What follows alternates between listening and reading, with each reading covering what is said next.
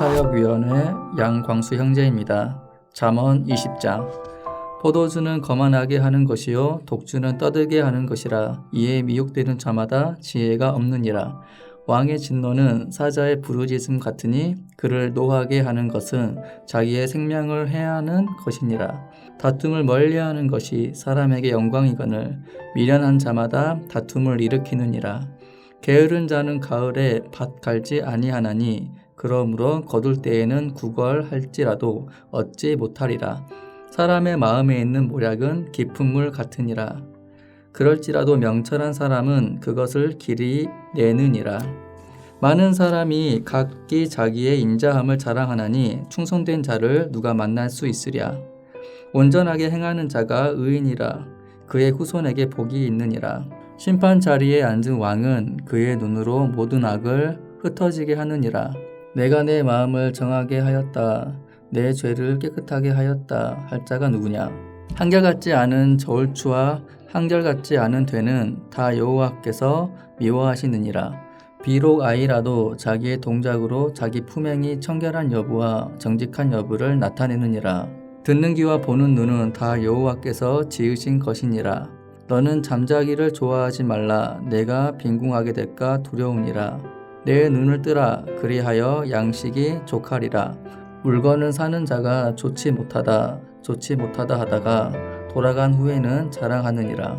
세상에 금도 있고 진주도 많거니와 지혜로운 입술이 더욱 귀한 보배니라.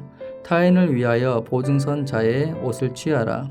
외인들을 위하여 보증선자는 그의 몸을 볼모 잡을지니라. 속이고 취한 음식물은 사람에게 맛이 좋은 듯하나 후에는 그의 입에 모래가 가득하게 되리라. 경영은 의논함으로 성취하나니 지략을 베풀고 전쟁할지니라. 두루 다니며 한담한 자는 남의 비밀을 누설하나니 입술을 벌린 자를 사귀지 말지니라. 자기의 아비와 어미를 저주하는 자는 그의 등불이 흑암 중에 꺼짐을 당하리라. 처음에 속히 잡은 사업은 마침내 복이 되지 아니하느니라. 너는 악을 갚겠다 말하지 말고 여호와를 기다리라. 그가 너를 구원하시리라. 한결같지 않은 저울추는 여호와께서 미워하시는 것이요 속이는 저울은 좋지 못한 것이니라. 사람의 걸음은 여호와로 만미암나니 사람이 어찌 자기 길을 알 수 있으랴. 함부로 이 물건은 거룩하다 하여 서원하고 그 후에 살피면 그것이 그 사람에게 덫이 되느니라. 지혜로운 왕은 악인들을 키질하며 타작하는 바퀴를 그들 위에 굴리느니라. 사람의 영혼은 여호와의 등불이라. 사람의 깊은 속을 살피느니라. 왕은 인자와 진리로 스스로 보호하고 그의 왕위도 인자함으로 말미암아 견고하니라. 젊은 자의 영화는 그의 힘이요 늙은 자의 아름다움은 백발이니라. 상하게 때리는 것이 악을 없이 하나니 매는 사람 속에 깊이 들어가느니라. 하늘에 계신 우리 아버지여, 이름이 거룩히 여김을 받으시오며 나라가 임하옵시며 뜻이 하늘에서 이룬 것 같이 땅에서도 이루어지이다. 오늘날 우리에게 일용할 양식을 주옵시고 우리가 우리에게 죄 지은 자를 사하여 준 것 같이 우리 죄를 사하여 주옵시고 우리를 시험에 들게 하지 마옵시고 다만 악에서 구하옵소서. 대개 나라와 권세와 영광이 아버지께 영원히 있사옵나이다. 아멘.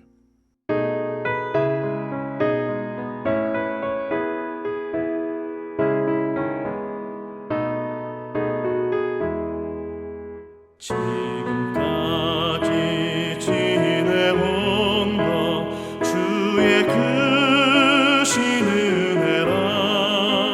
한이 없는 주의 사랑 어찌 말하랴.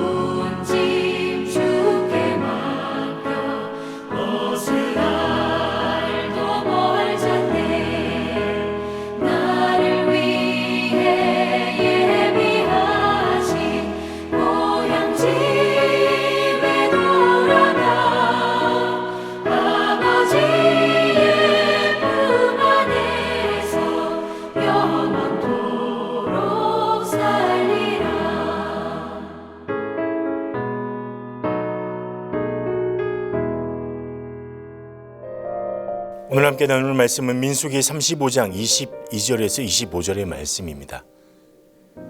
아기가 없이 우연히 사람을 밀치거나 기회를 엿봄이 없이 무엇을 던지거나 보지 못하고 사람이 죽을 만한 돌을 던져서 죽였을 때에 이는 아기도 없고 헤아려 한 것도 아닌즉 회중이 친자와 피를 보복하는 자 간에 이 규례대로 판결하여 피를 보복하는 자의 손에서 살인자를 건져내어 그가 피하였던 도피성으로 돌려보낼 것이요 그는 거룩한 기름 부음을 받은 대제사장이 죽기까지 거기 거주할 것이니라. 아멘. 우리 삶에는 다양한 충돌이 존재합니다. 가치 충돌이 또 존재하기도 합니다. 많은 가치들이 서로 상반된 입장에서 충돌하는 거죠. 대표적인 현상으로 님비 현상이라는 것이 있습니다. 주변에 혐오시설, 그러니까 쓰레기 소각장이나 아니면 교도소, 청년주택 또는 장애인 학교 이런 것들이 들어오는 것을 불편해하는 거죠. 그래서 때로는 시위를 하거나 그렇게 하여 이런 시설들이 들어오지 못하도록 막는 것. 공공의 이익이 있음에도 불구하고 내 주변에는 안 된다. 이런 것이 바로 님비 현상이라고 합니다. 종종 이런 소식을 우리는 뉴스를 통해서 보기도 합니다. 그러면 가치 충돌 중에 생명을 해야 하는 일, 살인을 했는데 이것이 고의가 없을 때는 어떻게 해야 할까요? 고의가 없으니까 살려줘야 한다. 죄를 물어서는 안 된다. 아니다. 사람이 죽었는데 어떻게 그럴 수 있느냐? 성경에서는 무엇이라고 이야기할까요? 함께 말씀을 통해서 이 부분을 살펴보고자 합니다. 우선 살인사건에 대해서 성경은 이렇게 이야기합니다. 레위기 24장 17절에서 24절에 보면 이렇게 말하는데 사람을 쳐 죽인 자는 반드시 죽일 것이요 짐승을 쳐 죽인 자는 짐승으로 짐승을 갚을 것이며 사람이 만일 그의 이웃에게 상해를 입혔으면 그가 행한 대로 그에게 행할 것이니 상처에는 상처로 눈에는 눈으로 이에는 이로 갚을지라 남에게 상해를 입힌 그대로 그에게 그렇게 할 것이며 짐승을 죽인 자는 그것을 물어줄 것이요 사람을 죽인 자는 죽일지니 거류민에게든지 본토인에게든지 그 법을 동일하게 할 것은 나는 너희의 하나님 여호와임이니라 라고 말하고 있습니다. 유명한 말이 나오죠. 눈에는 눈, 이에는 이. 그러면 하나님이 이런 인과응보의 원칙, 당한 대로 갚아주라. 이 원칙을 이야기하는 것일까요? 진짜 그럴까요? 나에게 상해를 입히면 그대로 돌려주라고 하나님이 그렇게만 말씀한 걸까요? 이 레위기의 말씀 뒤에 숨겨진 뜻을 오늘 우리는 도피성에서 찾아볼 수 있을 것 같습니다. 오늘 본문은 민수기 35장 22절에서 34절까지의 말씀입니다. 이 부분은 세 부분으로 나눌 수 있는데 첫 번째는 22절에서 25절까지입니다. 여기서는 비고의적 살인에 대한 예외 절차를 알려주고 있습니다. 두 번째 26절에서 29절에서는 도피성에 살 때의 생활 규례 이 부분을 이야기해 주고요. 30절에서 34절은 고의적 살인에 대한 규정, 이 규정에 대한 이야기로 구성이 되어 있습니다.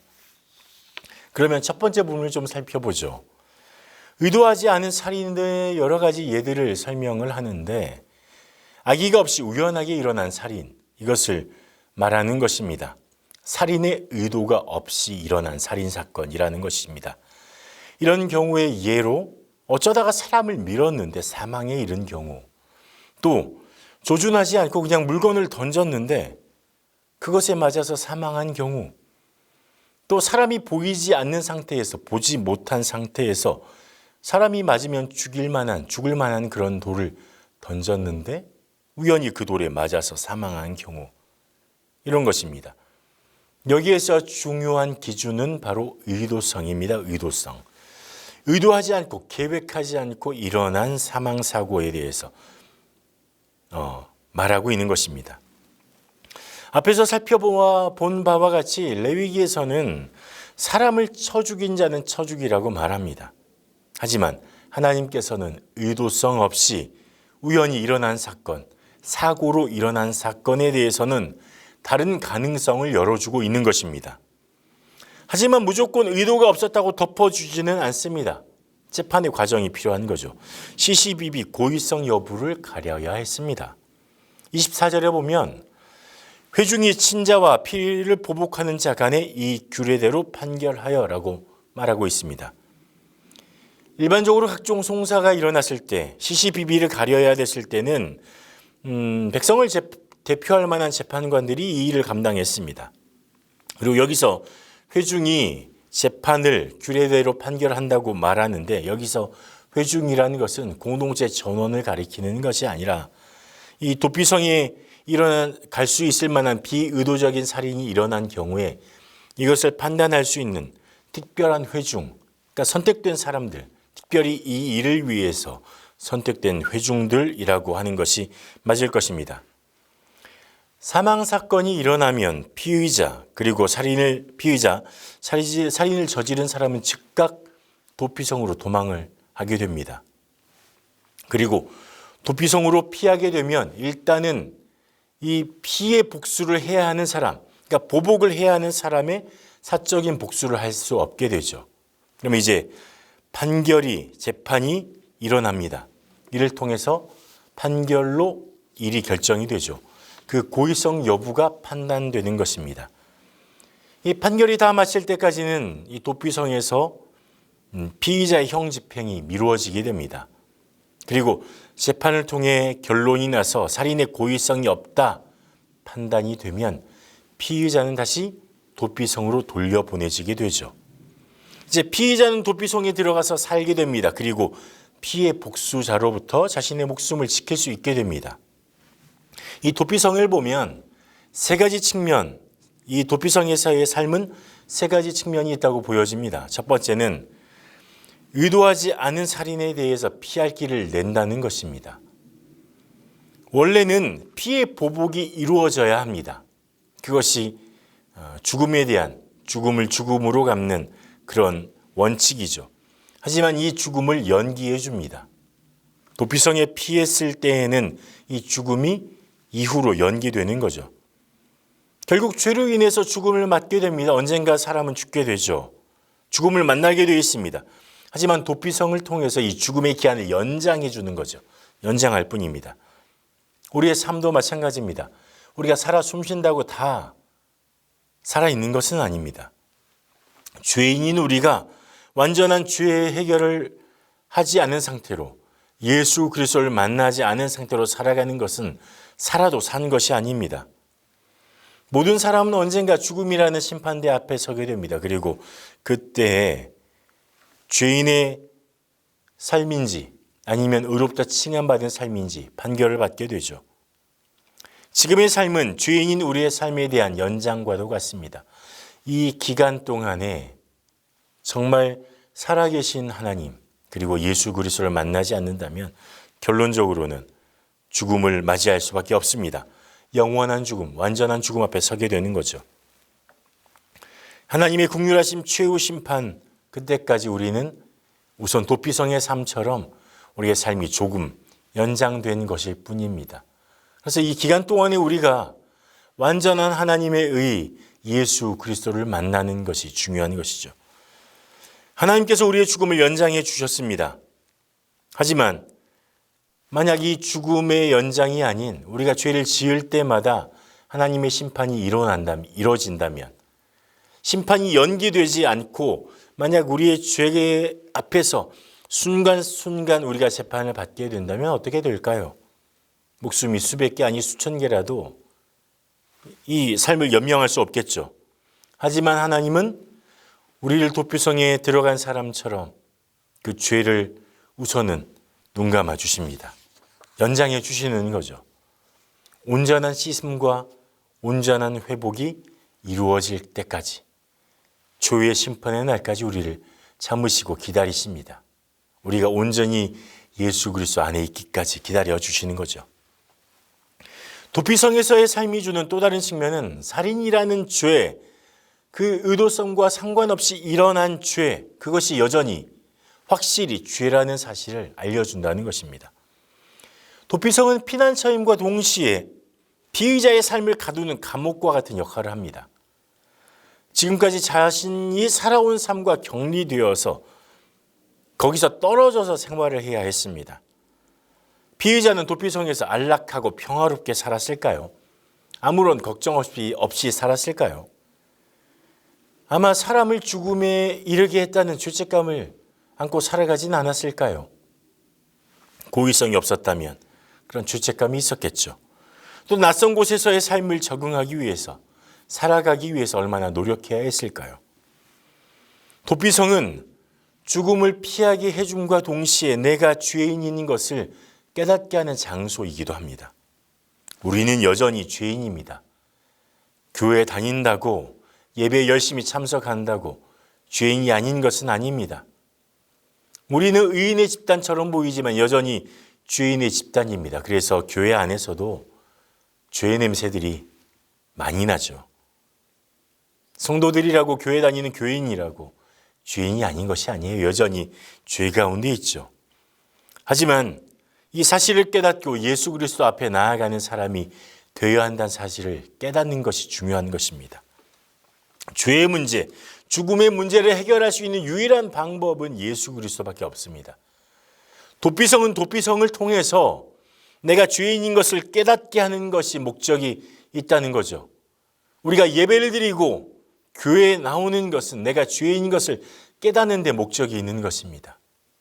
그리고 그 죄인임을 깨달은 사람은 하나님 앞에 나아갈 수밖에 없고 그 용서의 은혜를 구할 수밖에 없고 그 은혜를 입은 사람은 감사해서 예배 드릴 수밖에 없는 이 과정이 되는 것입니다. 예수 그리스도를 믿음으로 우리는 의롭게 되었습니다. 예수 그리스도의 보혈이 우리를 깨끗게 씻어주셨습니다. 하지만 그럼에도 우리는 여전히 죄의 습관을 가지고 있습니다. 죄에 매여 살아가죠. 이 문제를 어떻게 해결할 수 있을까요? 하나님은 우리를 죄인이 아닌 의인이라 칭해 주셨지만 여전히 우리의 모습은 죄가 가득합니다.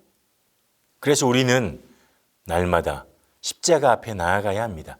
최후의 심판까지 우리의 삶이 하나님 나라를 이루어가며 정말 의인으로 마지막 결정되는 그 순간까지 여전히 우리는 의인이라고 칭함받은 동시에 죄인의 삶을 살아가고 있는 것을 깨닫고 날마다 내가 십자가 앞에 나아가서 내가 죄인입니다.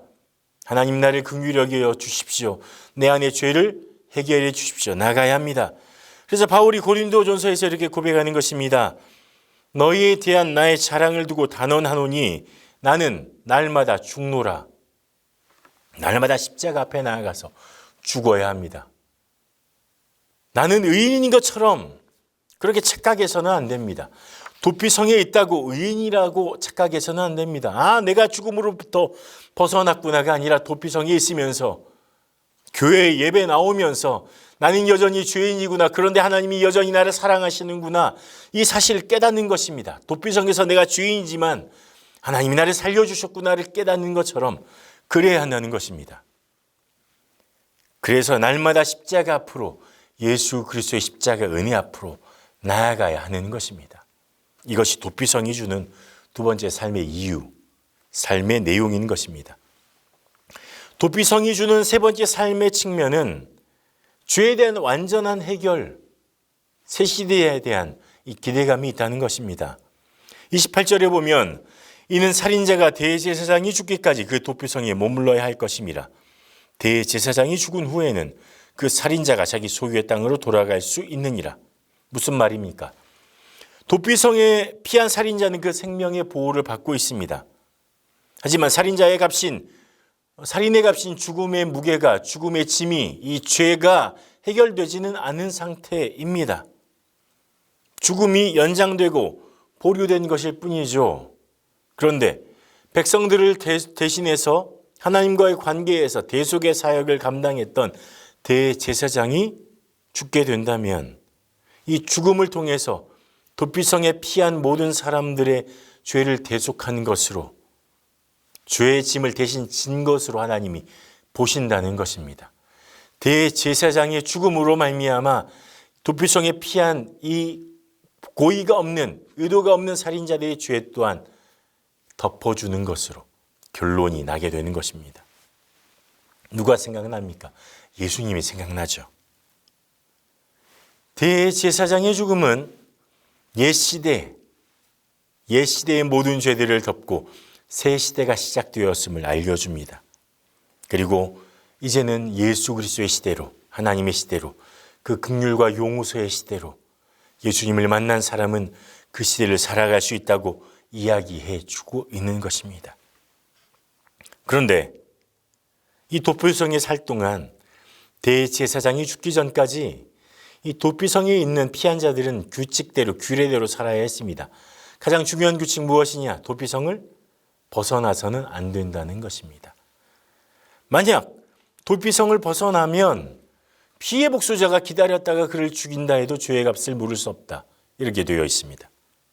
아니, 생각해 보십시오. 누가 도피성을 나가겠습니까?